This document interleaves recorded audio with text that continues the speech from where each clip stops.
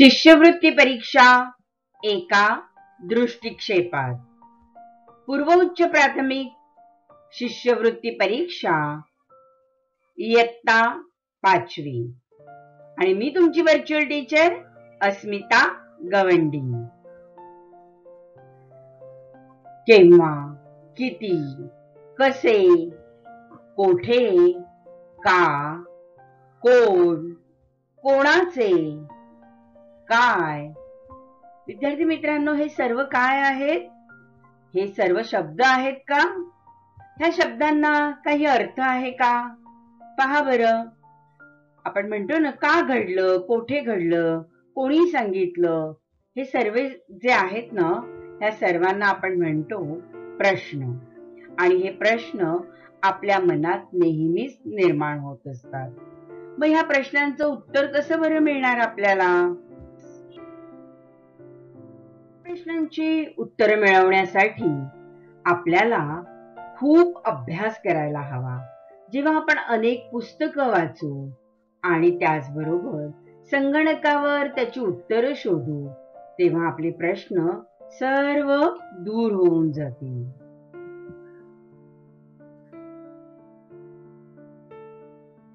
विद्यार्थी मित्रांनो, 21व्या शतकातील संगणकाच्या आणि नॅनो टेक्नॉलॉजीच्या युगात वावरताना प्रत्येकाला यशस्वी होण्यासाठी विजेच्या वेगाने धावणे आवश्यक बनले आहे।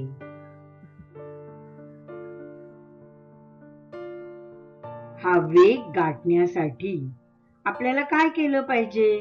तर आपल्या विचारांना गती दिली पाहिजे। आपल्या मस्तिष्कामध्ये, आपल्या डोक्यामध्ये बघा, अनेक यंत्रणा कार्यरत असते, हो ना?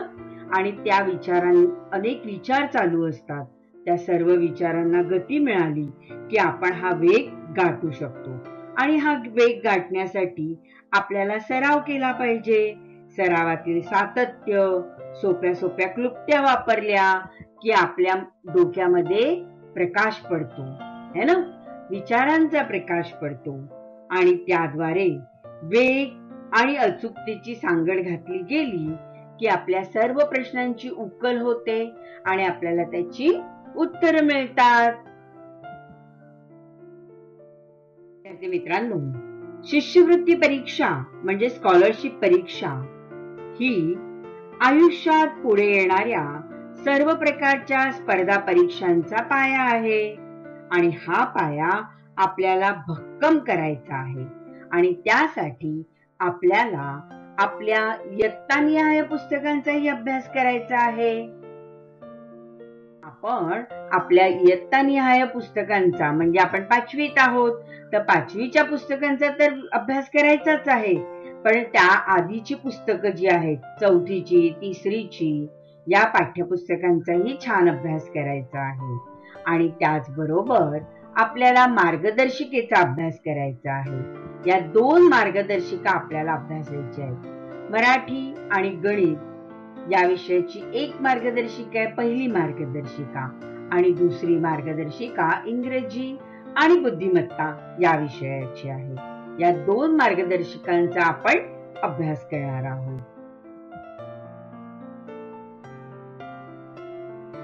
परीक्षेचाच अभ्यास आपण का करायचा?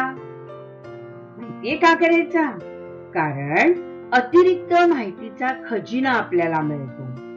त्याचप्रमाणे आपल्या ज्या संकल्पना असतात त्या संकल्पना स्पष्ट होतात।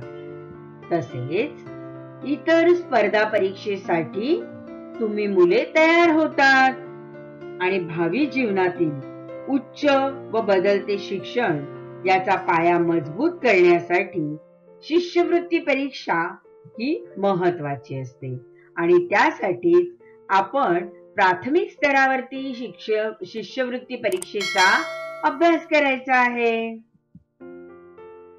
च्या पाठ्यपुस्तकासह तुम्हाला 2 मार्गदर्शिकांचा अभ्यास करायचा आहे। पहिली मार्गदर्शिका आहे भाषा आणि गणित विषयाची आणि दुसरी आहे इंग्रजी व बुद्धिमत्ता विषयाची।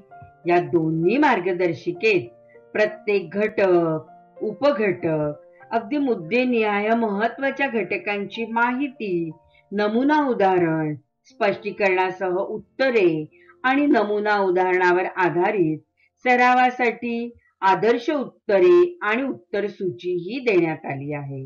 विद्यार्थी मित्रांनो, या मार्गदर्शिकेचा मुख्य हेतूच आहे की तुम्ही विद्यार्थ्यांनी स्वयं अध्ययन करायचं आहे.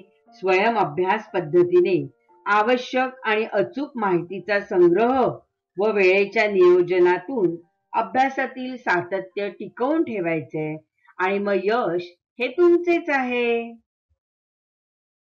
आता प्रश्नपत्रिकेचं स्वरूप कसं असेल ते पाहूया. एकूण प्रश्न असतील 75 आणि त्याला गुण आहेत 150. मग त्यासाठी आपल्याला पहिला पेपर सोडवायचा आहे आणि हा पहिला पेपर आहे प्रथम भाषा आणि त्याचे प्रश्न आहेत 25 आणि 25 प्रश्नांसाठी 50 गुण आहेत. म्हणजे एका प्रश्नाला 2 गुण. आणि याच वेळेला दुसरा पेपर असणार आहे आपल्याला गणिताचा. पहिलाच पेपर पण त्यातला भाग दुसरा काय आहे, गणित.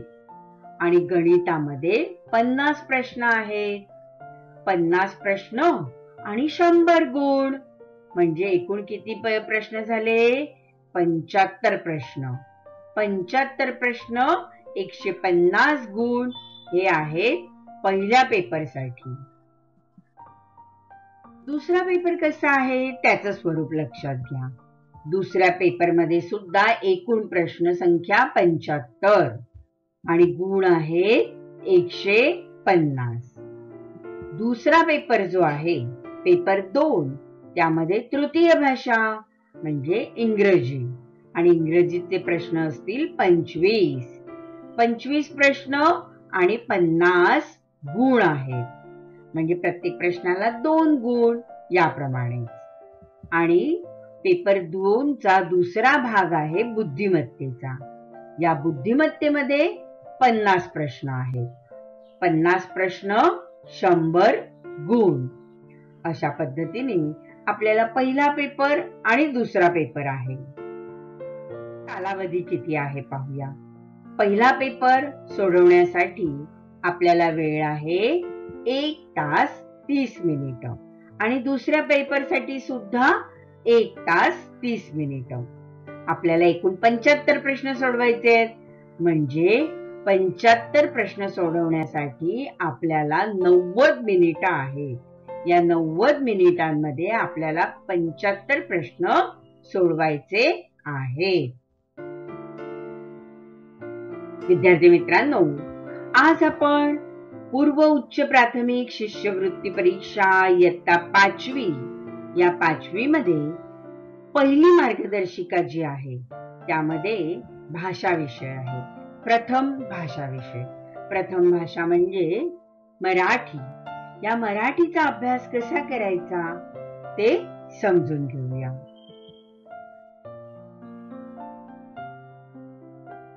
प्रथम भाषा मराठी यासाठी 25 प्रश्न आहेत आणि त्याला 50 गुण आहेत. घटकनिहाय गुणांचं विभाजन पाहूया आपण. मराठी प्रथम भाषा पहिला घटक आहे आपला वाचून कल्पना व संकल्पना स्पष्ट करणे. यासाठी भारांश आहे 24% आणि या घटकावर 6 प्रश्न असतील. दुसरा घटक आहे कार्यात्मक व्याकरण. यासाठी भारांश आहे 20% आणि 5 प्रश्न असतील या घटकावरती. पुढचा घटक आहे भाषेचा व्यवहारात उपयोग. यासाठी 24% भारांश आहे म्हणजे 6 प्रश्न आहेत. आणि चौथा घटक आहे शब्द संपत्तीवर प्रभुत्व. या घटकावर भारांश आहे 32% आणि 8 प्रश्न असतील. असे एकूण 25 प्रश्न आपल्याला अभ्यासायचे आहे. आता प्रश्नांचा स्तर पाहूया आपण. सोपे प्रश्न 30%, म्हणजे 7 प्रश्न आपल्याला सोपे असतील. मध्यम प्रश्न 40%, म्हणजे 11 प्रश्न हे मध्यम स्वरूपाचे असतील. आणि कठीण प्रश्न 30%, म्हणजे कठीण प्रश्न सुद्धा 7 सोडवायचे आहेत. तर हा आहे प्रश्नांचा स्तर.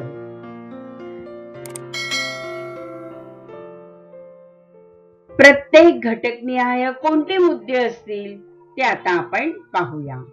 पहिला घटक आहे वाचून कल्पना व संकल्पना स्पष्ट करणे. या घटकांतर्गत आपल्याला उतारा व त्यावरील प्रश्न, वृत्तपत्रातील जाहिराती व बातम्यांवरील प्रश्न आणि कविता व त्यावरील आधारित प्रश्न यांचा अभ्यास करायचा आहे आणि यासाठी आपल्याला 6 गुण ठेवले आहेत. दुसरा घटक आहे कार्यात्मक व्याकरण. या अंतर्गत जे मुद्दे आपल्याला अभ्यासायचे आहेत ते आहेत लिंग, वचन, काळ, विरामचिन्हे आणि अशुद्ध शुद्ध शब्द, शब्दांच्या जाती, नाम, सर्वनाम, विशेषण, क्रियापद इत्यादी, आणि वाक्याचे भाग म्हणजे उद्देश आणि विधेय. विद्यार्थी मित्रांनो, हे 7 घटक आहेत आणि याचा भारांश आहे 20%, म्हणजे यावर आधारित 5 प्रश्न आपल्याला अभ्यासायचे आहे. दुसरा घटक आहे भाषेचा व्यवहारात उपयोग. या अंतर्गत आपल्याला जे मुद्दे अभ्यासायचे आहेत ते आहेत वाक्प्रचार, म्हणी, संवादावर आधारित प्रश्न आणि चौथा घटक आहे निर्देश. या अंतर्गत योग्य शब्दांचा वापर करून वाक्य पूर्ण करणे, सुसंगत वाक्यांचा परिच्छेद, वाक्यांच्या वेगवेगळ्या भागातील चुकीचा भाग ओळखणे, सर्वोत्कृष्ट विकल्प निवडून वाक्य पूर्ण करणे, आणि 5वा घटक आहे यातला माहिती तंत्रज्ञान विषयक व मराठी भाषेत वापरल्या जाणाऱ्या इंग्रजी शब्दांना पर्यायी मराठी शब्द शोधणे. पुढचा घटक आहे शब्द संपत्तीवर प्रभुत्व. हा खूप मोठा घटक आहे आणि याचा भारांश सुद्धा 32% आहे. या घटकावर 8 प्रश्न असतील. त्यातला पहिला उपघटक आहे समानार्थी शब्द, विरुद्ध अर्थी शब्द,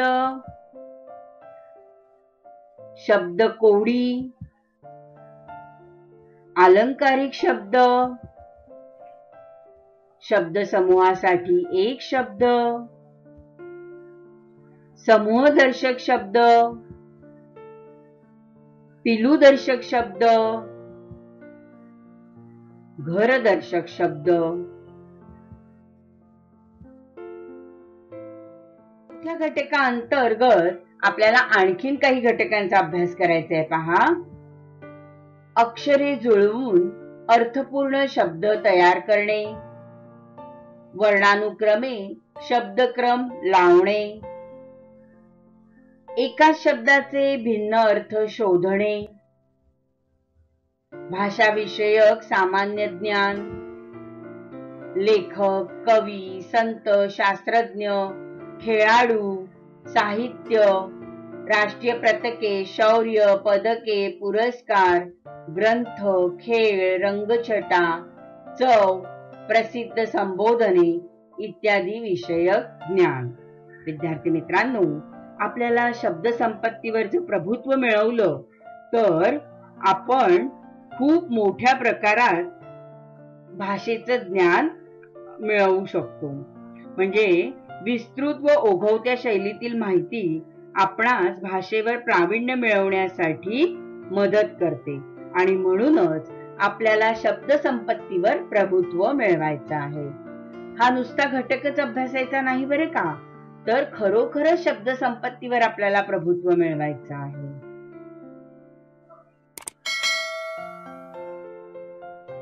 आता आपली जी उत्तरं आहेत, ही उत्तरं नमूद करण्याची पद्धती लक्षात घ्या.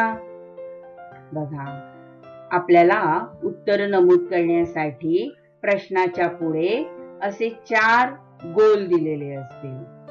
अचूक पर्याय क्रमांकाचं उत्तर जे आहे ते नोंदवताना तो गोल आपल्याला भरीव करायचा आहे. म्हणजे प्रश्न पहिल्यामध्ये आपलं उत्तर जर अचूक उत्तर हे जर चौथं असेल तर चौथ्या क्रमांकाचा गोल जो आहे तो आपल्याला रंगवायचा आहे. आणि आपलं जर अजून एक प्रश्न आपण बघूया, ज्यामध्ये आपल्याला आता उत्तरासाठी उत्तर सूचीचे हे 4 वर्तुळ दिलेली आहे, 4 गोल दिलेले आहेत आणि त्यामध्ये त्या प्रश्नाचं अचूक उत्तर जर आपलं दुसरा पर्याय असेल तर आपण दुसरं वर्तुळ रंगवणार आहोत. आलं का लक्षात? तर उत्तर आपल्याला लिहायचं नाहीये, तर ते उत्तर आपल्याला दिलेल्या वर्तुळात तो वर्तुळ भरीव करून ते उत्तर नमूद करायचं आहे.